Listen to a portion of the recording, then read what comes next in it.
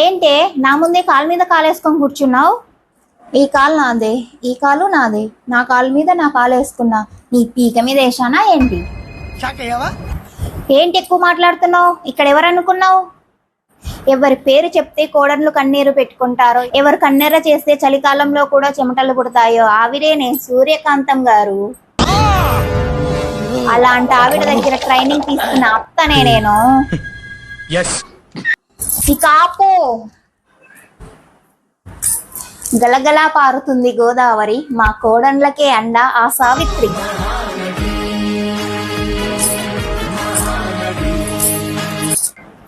ఏంటే మాతోనే యుద్ధమా?